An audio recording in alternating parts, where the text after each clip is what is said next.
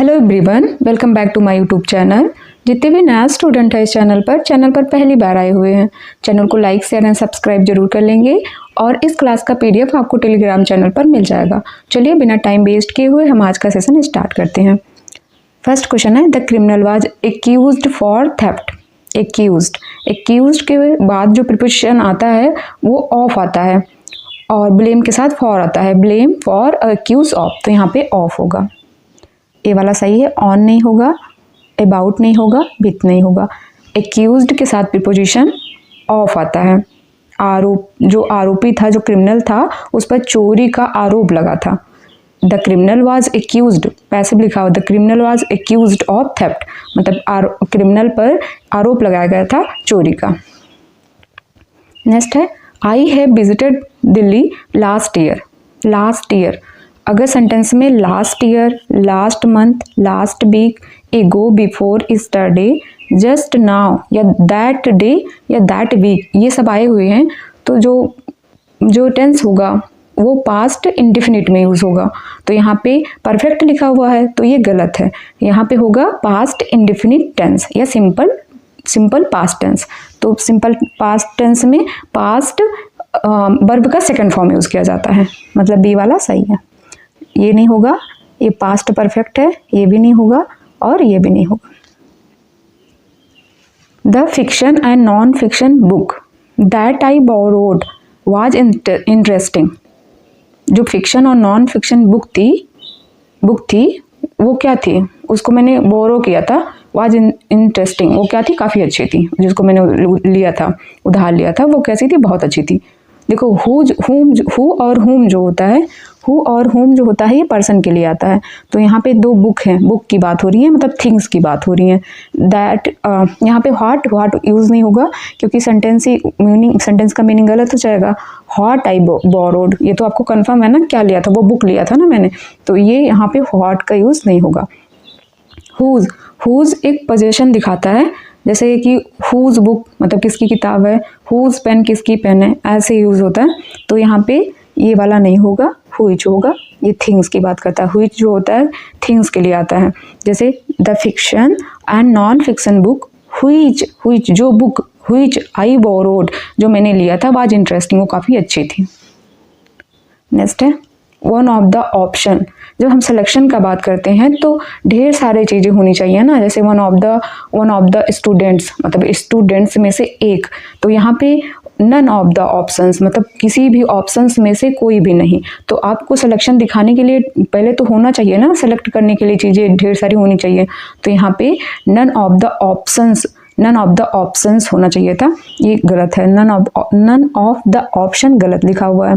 देखो any adjective का काम करता है, इसके बाद नाउन आना चाहिए था, जैसे एनी ऑफ द ऑप्शंस, तो यहाँ पे ये गलत लिखा हुआ, ऐसे नहीं। और एनी का यूज़ जो होता है नेगेटिव टेंस में, नेगेटिव क्लॉज में किया जाता है। नो ऑप्शंस नहीं होगा क्योंकि यहाँ ऑप्शंस प्लूरल हो जाएगा और ये सिंगुलर लिखा हुआ है वर्ब, तो सब्जेक्ट प्लूरल और वर्ब सिंगुलर ऐसा होगा नहीं, ये गलत होगा ना, तो ये गलत हो जाएगा। नो वन ऑफ द, इसके बाद तो कुछ पता ही नहीं, आगे लिखा ही नहीं है। वन ऑफ द क्या, seams, no one of the seams, ये तो गलत हो जाएगा ना, सेंटेंस ही नहीं कंप्लीट हो रहा। तो बचा है डी वाला के पास, none of the options seems appropriate, मतलब कोई भी उन ऑप्शंस में से कोई भी नहीं सही लग रहा था, कोई भी सही दिख नहीं रहा था, सीम्स हो रहा था। सी गेव मी मेन इन्फॉर्मेशन जो होता है अनकाउंटेबल नाउन है, जैसे वाटर हो गया, मिल्क हो गया, जूस हो गया, टी हो गया, petrol, rice, sugar, salt, sand, love, happiness और फ्रेंडशिप हो गया। आपका इन्फॉर्मेशन हो गया, नॉलेज हो गया, एडवाइस हो गया, मनी हो गया, फर्नीचर, लगेज और मशीनरी, ये सब क्या है, अनकाउंटेबल नाउन है। तो यहाँ पे अनकाउंटेबल है तो इन्फॉर्मेशंस नहीं होगा, मेन इन्फॉर्मेशंस नहीं होगा। और यहाँ पे आपको प्लूरल दिया हुआ है, मेनी इन्फॉर्मेशंस। तो यहाँ पे लॉट्स ऑफ नॉलेज इस सेंटेंस मतलब मीनिंग ही चेंज हो जाएगा। नॉलेज की बात नहीं, इन्फॉर्मेशन की बात हो रहा है। सेवरल डेटा की भी बात नहीं हो रहा है, मतलब मीनिंग चेंज हो जाएंगे ना। ये सब जो दिया है उसी से रिलेटेड हमको चूज करना, हमको उसी को सेलेक्ट करना होता है। तो सेवरल डेटा भी नहीं होगा। मच इन्फॉर्मेशन सही है बट मतलब ग्रामेटिकली सही है बट यहाँ पे नहीं सही है क्योंकि वो प्लूरल की बात कर रहा है। तो सी gave me many pieces of information, यहाँ पे मेनी पीसेस ऑफ इंफॉर्मेशन लिख सकते हैं। ऐसे लिख के हम इसका मतलब सिंगुलर प्लूरल बना सकते हैं, many pieces of information. Much information नहीं होगा क्योंकि यहाँ पे मच इन्फॉर्मेशन ग्रामेटिकली सही है बट यहाँ पे मेनी की बात हो रहा है ना, ढेर सारी, अंडरलाइन मेनी तक होगा। मेनी इन्फॉर्मेशन मतलब अधिक इन्फॉर्मेशन देना है आपको, तो many pieces of information. She give me many pieces of information. Next है he did not knew the answer. Did not के बाद वर्ब का बेस फॉर्म आएगा। डिड नॉट वो वर्ब का बेस फॉर्म आएगा। तो he did not know the answer. Knows नहीं होगा क्योंकि ही नोज तो सिंपल प्रेजेंट हो जाएगा ना, तो ये नहीं, नोइंग होता ही नहीं। नोइंग और इसके बाद तो नोइंग जो होता है इसको स्टेटिव वर्ब है, इसको हम आईएनजी फॉर्म में नहीं लिखते हैं, लेकिन डिड नॉट नोइंग होता ही नहीं। डिड नॉट के बाद वर्ब का फर्स्ट फॉर्म आता है, तब ये नहीं होगा और ये भी नहीं होगा। अकॉर्डिंग टू द टीचर के अनुसार the earth is revolving. Teacher के अनुसार जो अर्थ है वो क्या कर रहा है, रिवॉल्व कर रहा है, घूम रहा है। मतलब राउंड है पूरा। तो यहाँ पे spoke that the earth is round according to the teacher, ये तो हो गया ना एक बार। तो स्पोक की क्या बात है, इसको स्पोक नहीं लिखना पड़ेगा, सुपरफ्लुअस हो जाएगा। सेड भी नहीं करना है आपको, टोल्ड भी नहीं करना, क्योंकि वो तो हो गया ना किसके अनुसार, टीचर के अनुसार। ये कहा गया है कि जो पृथ्वी है वो कैसे है, राउंड है, मतलब गोल है।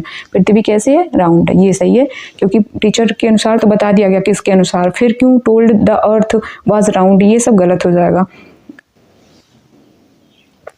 नेक्स्ट है he does not go to shopping as often as he used to। he does not go to shopping। तो यहाँ पे देखो he does not go के बाद वर्ब मतलब वर्ब में ing आता है, मतलब जीरेंड का यूज किया जाता है। तो यहाँ पे हो जाए he does not go shopping। Rarely, ये सब मीनिंग चेंज हो जाएगा। रेयरली क्यों लगा हुआ है, क्योंकि नेगेटिव तो एक बार लग गया है, तो रेयरली क्यों लगेगा। और इज फिर से क्यों लग जाएगा, क्योंकि यहाँ डज तो लिख दिया गया है, तो इज क्यों लगेगा। सेल्डम गोज, एक बार डज लिखा गया तो गोज क्यों लगेगा, ये भी तो गलत हो जाएगा। तो बचा है आपके पास go shopping. He does not go shopping as often as he used to, मतलब वो जैसे पहले खरीदारी करती थी, अब वो ऐसे नहीं करती है। He is enough rich to buy a car। enough rich, rich क्या होता है, एक एडजेक्टिव है। अगर एडजेक्टिव है तो एडजेक्टिव तो नाउन के पहले आता है। तो यहाँ पे इनफ जो है ये एडजेक्टिव का काम नहीं मतलब करवाना है इसे, इसको नाउन के रूप में इसको काम करवाना है। तो पहले रिच आएगा फिर इनफ आएगा। यहाँ पे रिच हो जाएगा एडजेक्टिव और इनफ हो जाएगा नाउन का काम कर रहा है यहाँ पे इनफ। और इनफ का यूज और है अगर एडजेक्टिव आया हुआ है, एडजेक्टिव और प्लस इनफ। और लेकिन अगर इनफ है और इसके बाद नाउन दिया हुआ है तो ये इनफ भी जो है एडजेक्टिव का काम करेगा। मतलब इसके दो यूजेस हैं। तो यहाँ पे आपको पहले एडजेक्टिव लिखना है और इनफ को नाउन के रूप में काम करवाना है। तो he is rich enough to buy a car. Next है the school room into which he took me was the most forlorn and desolate place I am ever seen. Ever जो होता है जिसमें आता है वो मोस्टली परफेक्ट में use होता है, प्रेजेंट परफेक्ट में। तो प्रेजेंट परफेक्ट टेंस कौन सा है, यहाँ पे एम सीम ये नहीं होगा। और वर्ब हैव के साथ तो वर्ब का थर्ड फॉर्म आता है, तो आईएनजी क्यों लगा हुआ ये भी नहीं होगा। आई हैव ईबर सीन, मतलब कभी देखा है, मतलब ऐसा मैंने जिस स्कूल के बारे में बात कर रहा है वो आई हैव ईबर सीन हो जाएगा। The school room into which I took me was the most forlorn and desolated, मतलब जिस स्कूल के कमरे में वह मुझे ले गया वह बेहद क्या था, बिल्कुल सुनसान था और वीरान था। मतलब जैसा मैंने कभी शायद देखा हो, ऐसा शायद ही कभी देखा हो। तो ईबर सीन मतलब बट अभी तो देख लिया ना, अब परफेक्ट हो गया, तो ये सही है। The teacher along with the student were crossing the river when the boat capsized. देखो the teacher along with the student were, जैसे कि अलॉन्ग विथ होता है, एज वेल एज हो गया, विथ हो गया, टुगेदर विथ हो गया, इन एडिशन टू हो गया, रेदर देन हो गया, लाइक हो गया, एक्सेप्ट हो गया, एक्कम्पनीड बाई हो गया। अगर ये सब वर्ब आते हैं तो सब्जेक्ट जो है वो पहले वाले के अनुसार होगा, पहले वाले। तो यहाँ पे द टीचर सब्जेक्ट है और द स्टूडेंट नहीं है, द सब्जेक्ट है, तो क्या होना चाहिए, ये सिंगुलर होना चाहिए, मतलब इम्प्रूवमेंट की ज़रूरत है, ये वाला हट गया। और उसके बाद विथ द स्टूडेंट आपको चेंज नहीं करना, अलॉन्ग विथ ही रखना है। यहाँ पे इसके बाद प्लूरल लिखा हुआ है, ये नहीं होगा, ये भी हटा दो। Along with the student was crossing, और यहाँ एज वेल एज इसके बाद वर लिखा हुआ है ना, तो ये भी नहीं होगा, सी वाला सही है, क्योंकि यहाँ पे वाज की वजह से, क्योंकि ये सिंगुलर है ना। The teacher along with the student was crossing the river when the boat capsized. Next है she is allergic from peanuts. Allergy के बाद जो होता है टू का यूज़ किया जाता है, allergic to peanuts. She is allergic to peanut, मतलब उसको पीनट से क्या है, एलर्जी है। She is allergic to peanut, B वाला सही है। एलर्जी के बाद जो है, एलर्जी के बाद आता है आपको प्रीपोजिशन टू का यूज़ किया जाता है। ही इज़ एलर्जिक टू आपको किसी से हो सकता है, किसी चीज़ से भी हो सकता है, जैसे कि एप्पल्स हो गया, किसी को किसी पीनट से है, और किसी को डस्ट से है, तो इन सब से होता है, तो फिर टू लगता है। She is allergic to peanuts, she is allergic to dust. Next है the doctor prescribe antibiotic. The doctor prescribes antibiotic and the cough syrup to me when I had severe cough and cold. कह रहा है the doctor prescribe antibiotic, doctor ने हमको antibiotic prescribe किया था, and cough syrup, और cough syrup को to me when I had severe cough and cold, जब मुझे कफ और कोल्ड था, तो जब मुझे था तब उन्होंने मुझे क्या किया था, प्रिस्क्राइब किया था, एंटीबायोटिक किया था। व्हेन आई हैड था तो फिर प्रेजेंट में तो होगा नहीं, और डॉक्टर वाज प्रिस्क्राइबिंग अभी कर रहे हैं, नहीं ऐसा नहीं, इम्प्रूवमेंट की भी ज़रूरत है, क्योंकि प्रेजेंट में बात नहीं हो रहा है तो प्रिस्क्राइब्ड हो जाएगा। The doctor prescribed antibiotics and a cough syrup to me when I had severe cough and cold. Next है ही रन्स मोर फास्टर, दो कंपेरिजन गलत है, क्योंकि मोर भी हो गया, फास्टर भी हो गया, और उसके वैसे फास्ट के लिए फास्टर आता है, मोर नहीं लगता है, तो फास्टर होगा। ही रन फास्टर देन हर ब्रदर्स, तो रन फास्टर ए वाला सही होगा। यहाँ पे मोर फास्ट नहीं होता, क्योंकि जो डबल सिलेबल होते हैं या मोर देन टू सिलेबल होते हैं उनके लिए मोर का यूज़ किया, जैसे ब्यूटीफुल दो बार में बोल रहे हैं ना, ब्यूटीफुल, तो मोर ब्यूटीफुल, लेकिन यहाँ पे फास्ट तो एक बार में बोल दे रहे हैं, तो फिर हम फास्ट, फास्टर, फास्टेस्ट बनाते हैं, ये भी नहीं होगा, ये भी नहीं होगा। नेक्स्ट है traffic is also remains heavy in this part of Delhi. Traffic हमेशा रहता है, मतलब हमेशा, परमानेंट की बात कर रहा है। जब कोई चीज़ परमानेंट हो, मतलब जैसे कि परमानेंट हो, हैबिट हो, ये सब होते हैं, तो इनके लिए पास्ट इंडेफिनिट टेंस का यूज़ किया जाता है, हैबिट, रूटीन और जनरल ट्रूथ वगैरह। तो ट्रैफिक इज़ आल्सो रिमेन्स हमेशा बना रहता, मतलब एक जनरल ट्रूथ के जैसा है ना ट्रैफिक, और वो भी दिल्ली के इस पार्ट में। ट्रैफिक इज हमेशा बना रहता है, तो पास्ट इंडेफिनिट का यूज होगा। Traffic also remains heavy in this part of Delhi, मतलब डी वाला सही होगा। हैज़ बीन रिमेनिंग, कुछ टाइम बना था, अभी भी बना रहा है, ऐसा कुछ टेंस भी नहीं है, तब ये सब नहीं होगा। नेक्स्ट है आई सा द मूवी लास्ट वीक है, लास्ट मंथ है, लास्ट ईयर है, ईगो है, बिफोर है, ये सब आते हैं, तो इनके लिए पास्ट इंडेफिनिट टेंस का यूज होता है। तो कौन सा हो जाएगा, नो एरर होगा, क्योंकि सब में तो उल्टा पुल्टा पता नहीं, आई सी ये सब नहीं होगा। और सेइंग होता नहीं है, सेइंग नहीं होता है, मतलब कॉन्टीन्यूअस में नहीं यूज़ करते हैं सेइंग को, देखने के सेंस में। The movie was not only interested but also it was very suspenseful. देखो नॉट ओनली इंटरेस्टिंग क्या है, इंटरेस्टिंग एडजेक्टिव है, तो बट ऑल्सो के बाद भी क्या आना चाहिए था, एडजेक्टिव आना चाहिए था। तो यहाँ पे वाज, मोर ये सब नहीं होगा, एडजेक्टिव सीधे आपको चाहिए। But also, it was very, ये भी नहीं होगा। नो इम्प्रूवमेंट, क्योंकि यहाँ पे पूरा सेंटेंस लिखा है, आपको तुरंत आपके उसके बाद एडजेक्टिव का यूज चाहिए। But also very suspenseful, very suspenseful. The movie was not only interesting क्या है, एडजेक्टिव है, बट ऑल्सो वेरी सस्पेंसफुल, मतलब ये एडजेक्टिव फ्रेज दिया हुआ है यहाँ पे। डी वाला सही है। Since last evening the boy has been complaining with pain in his legs. Since last evening the boy has been complaining, मतलब पिछली रात से लेके अभी तक जो मतलब बॉय है वो कंप्लेन मतलब शिकायत कर रहा है कि पेन इन हर लेग। मतलब देखो कंप्लेनिंग के बाद 3 प्रीपोजिशन का यूज होता है। कंप्लेन अबाउट होता है, कंप्लेन टू होता है, कंप्लेन ऑफ होता है। कंप्लेन अबाउट होता है जब सिचुएशन और कोई चीज़ सर्विस वगैरह या बिहेवियर के लिए यूज होता है। जैसे दे कंप्लेंड अबाउट द नॉइस, मतलब उसने किसके लिए शिकायत किया, नॉइस आ रही थी, मतलब सिचुएशन कहता था, नॉइस का सिचुएशन था, तो वहाँ पे अबाउट होता है। और टू पर्सन या अथॉरिटी कोई होती है तो टू यूज़ करते हैं। जैसे she complain to the manager, मतलब कंप्लेन किया किसको, मैनेजर को, she complain to the manager. और ऑफ का यूज जो होता है वो कोई सिम्टम्स या इलनेस होता है उसके लिए यूज होता है। तो यहाँ पे क्या है, उसके पैर में, उसके लेग में क्या हो रहा, पेन हो रहा, तो यहाँ पे किस चीज़ का सिम्टम्स है, आपके इलनेस का, तो यहाँ पे ऑफ होगा। और कोई यहाँ पे तो अबाउट भी नहीं है और टू भी नहीं है, तो ये सब नहीं होगा, विथ यूज होता नहीं, और फॉर भी नहीं यूज होता इसके साथ। नेक्स्ट है he ask the speaker some question until the session. Until the session, until condition बताता है, अनलेस कंडीशन बताता है, वो भी निगेटिव, तो यहाँ पे अंटिल तो होगा नहीं, ये हटाना है।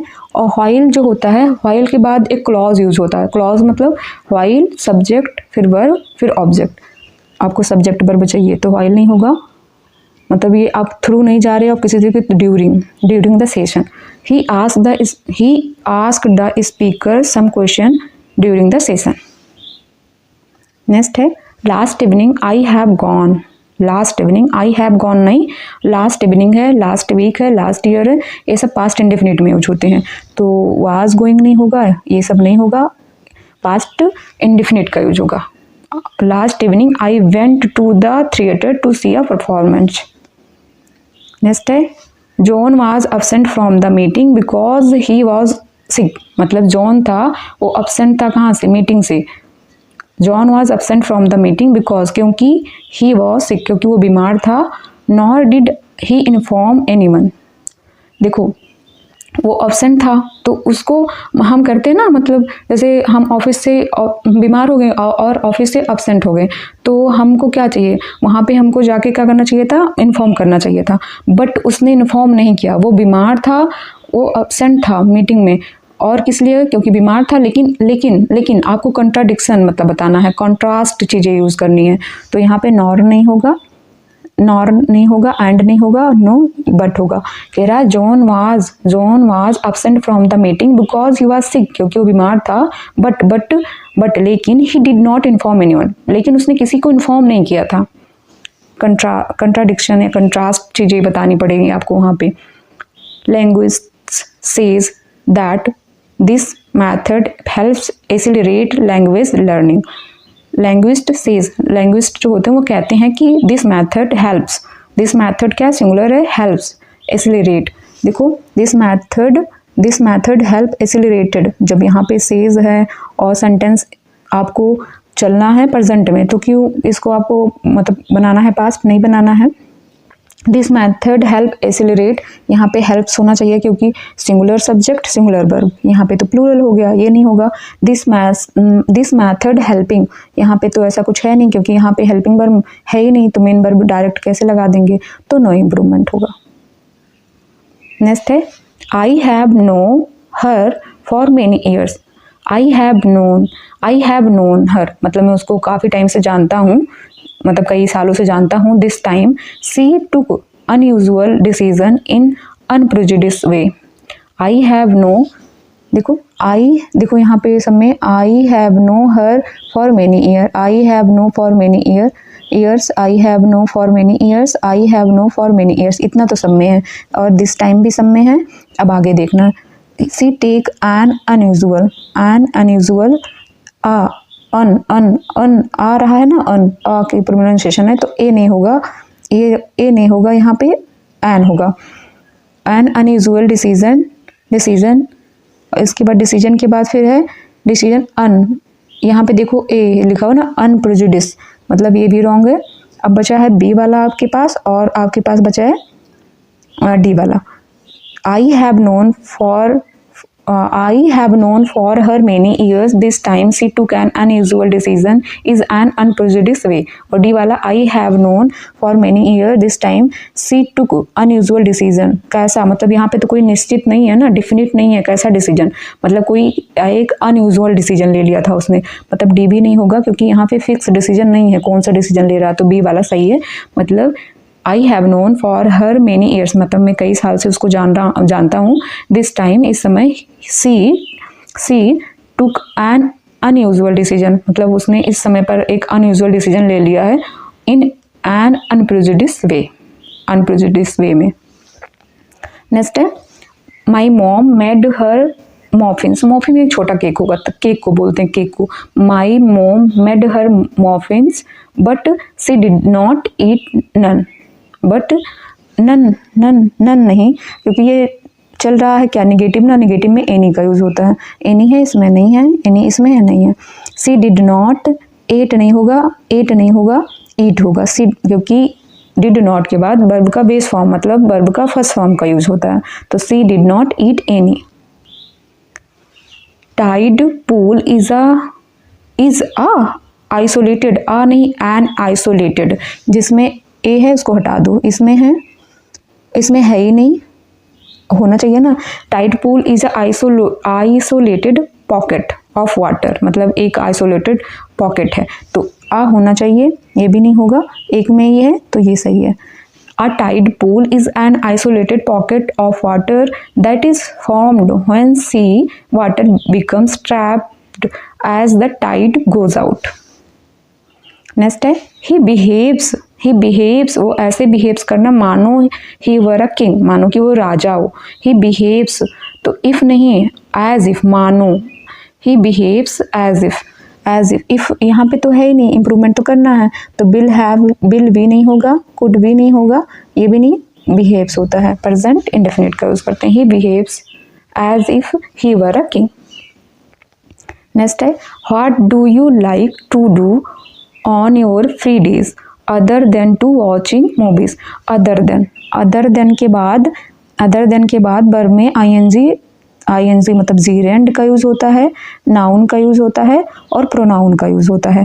तो यहाँ पे वाचिंग है, मतलब जीरेंड का यूज़ करना है, तो वाचिंग होगा, टू नहीं लगेगा। वाच नहीं होगा क्योंकि वाच मूवी दो नाउन, ये भी नहीं होगा, वाचेस नहीं होगा, हैविंग नहीं होगा, वाचिंग मूवी होगा। अदर देन के बाद वर्ब में आईएनजी जीरेंड का यूज होता है, नाउन का यूज होता है और प्रोनाउन का यूज होता है।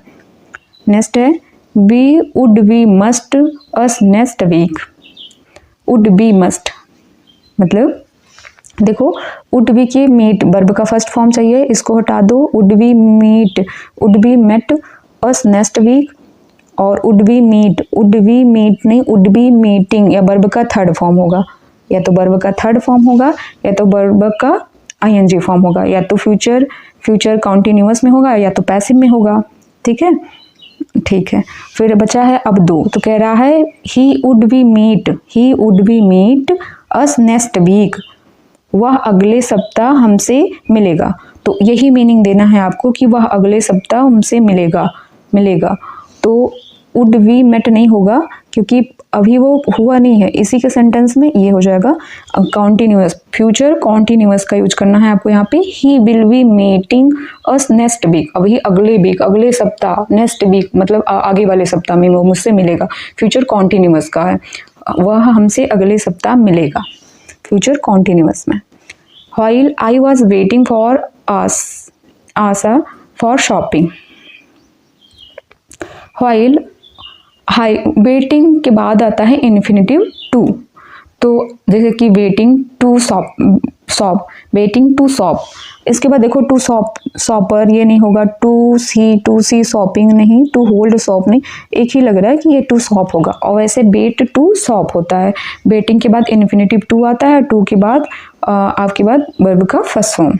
तो while I was waiting for Asha to shop I spill lemonade on my new trouser.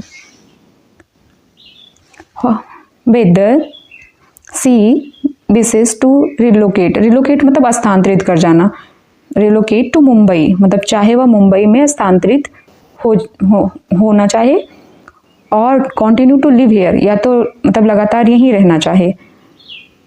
Are her personal decision. ये टोटल सब्जेक्ट का काम कर रहा है।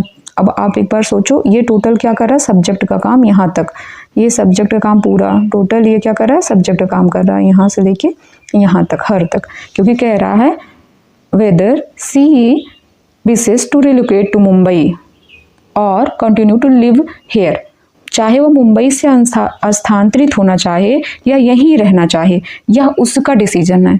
मतलब कौन सा डिसीजन, ये टोटल, या रहना चाहे या वो चला जाए। ये पूरा सेंटेंस मिलके सब्जेक्ट बन रहा है, मतलब ये सिंगुलर सब्जेक्ट बन रहा है कि वो चाहे यहाँ रुकना चाहे और चाहे चला जाए। तो वो ये इसका डिसीजन है। डिसीजन कैसा है, इसका है, तो इज होगा क्योंकि ये मिलके टोटल क्या हो रहा है, सिंगुलर बन रहा है। और ये क्या है, प्रेजेंट में, तो हम सेंटेंस का मीनिंग नहीं चेंज होना चाहिए, तो वाज नहीं करेंगे। और हैव हर पर्सनल डिसीजन नहीं, मतलब ये उसका स्वयं का डिसीजन है क्योंकि सिंगुलर है पूरा। ये सब पूरा क्लॉज मिलके एक सब्जेक्ट का काम कर रहा है। Thanks for watching, like share and subscribe.